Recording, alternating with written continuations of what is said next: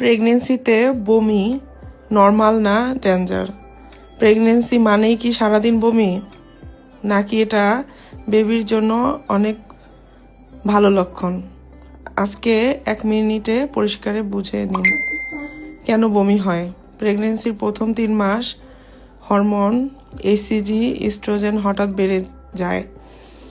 এই হরমোন চেঞ্জের কারণেই বমি বমি বমি ভাব, গন্ধে অরুচি, এটা খুব কমন। প্রায় 70 থেকে 80% মায়ের হয়।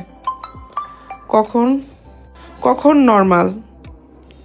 সকালে বেশি হালকা বমি, খেতে পারছেন, পানি রাখতে পারছেন। সাধারণত 12 থেকে 14 সপ্তাহের পর কমে যায়।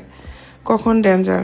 যদি হয় কিছুই খেতে পারছেন না, পানি খেলেও বমি, ওজন কমে যাচ্ছে, প্রস্রাব কম, এটা হতে পারে হাইপার ইমেসিস গ্রাভিডেরাম, সিরিয়াস অবস্থা, ডাক্তার দেখানো জরুরি।